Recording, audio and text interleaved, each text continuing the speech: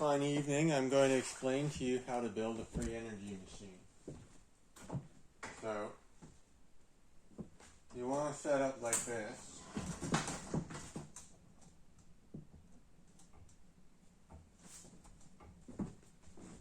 Now what this weight does is it makes an ellipse shape. I sort of traced it with a marker. It's elliptical. Now, you can see this is only about 1 inch here or less. So you don't want it to move that much. And you want these rockers here to be nice and strong so that it can't move out the other way. So it can't move that way, but it can move this way. Okay? Now you can watch my other videos to see why this works and what's going on with it.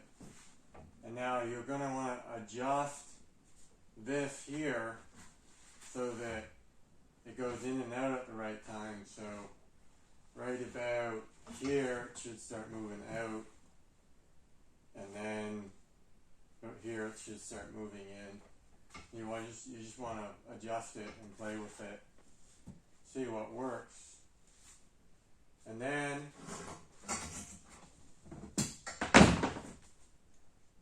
you want to take something like this. Okay, this is your connector rod, and this shaft is your output shaft. And now it can be vertical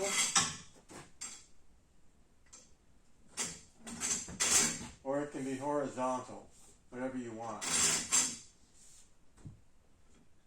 We're just going to use vertical for now.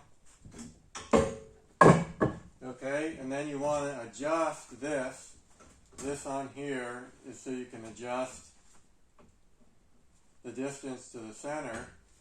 So you want this set up so that when however this much moves, which is not very much, that it moves this from one side to the other, like that. You see?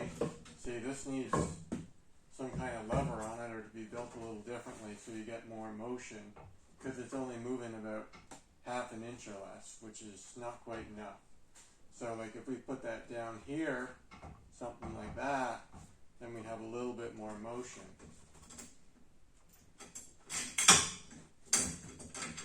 Just set this aside so it doesn't fall down on us. Now, all this stuff up here, you don't need all this junk. Okay, I'm just going to take this off for a second.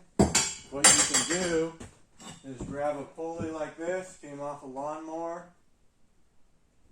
You can just stick that on here, and because this only rocks a tiny bit, let's move the camera around.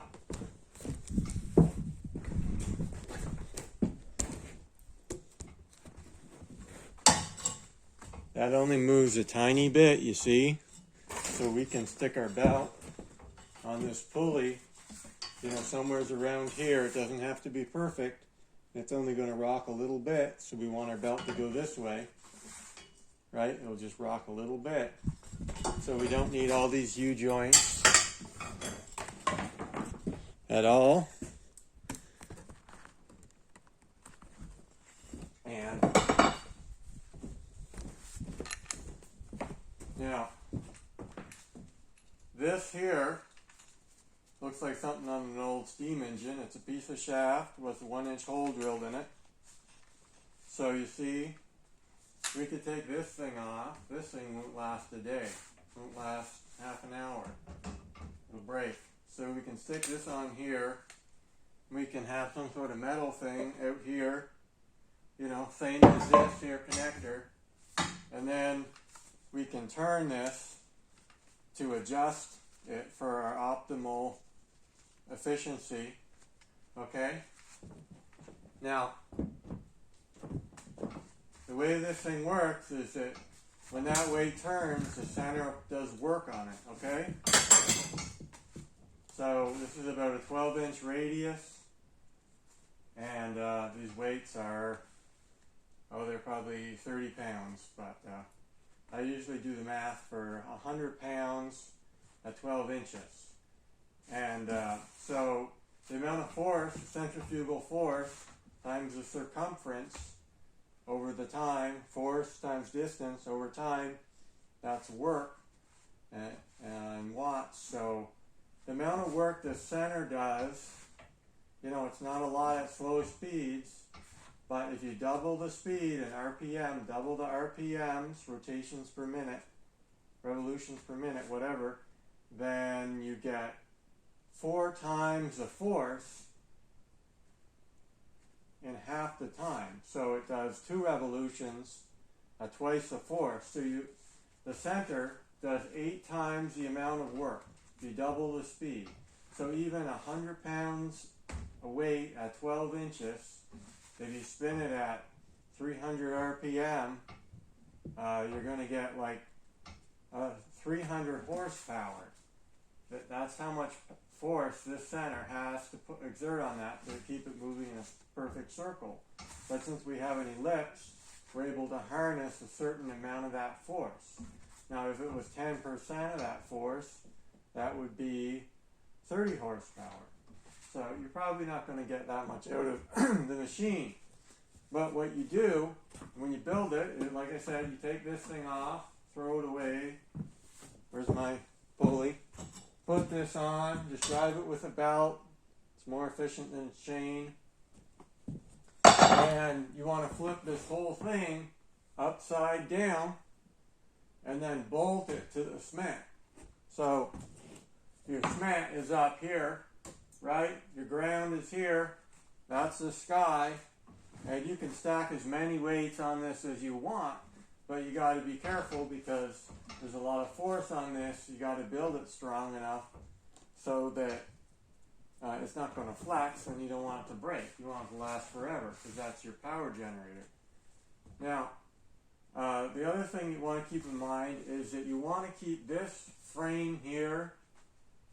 It's not the weight. Everything that's moving back and forth, whichever way you look at it,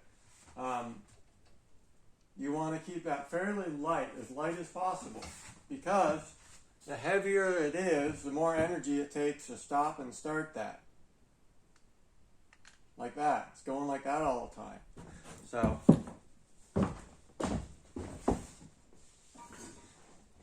if you use a giant 2-inch shaft,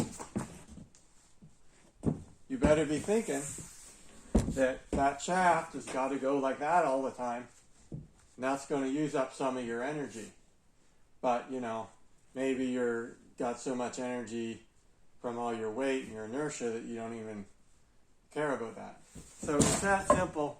That's how you build a free energy machine. You can pretty much build it out of old car parts. You don't have to be smart.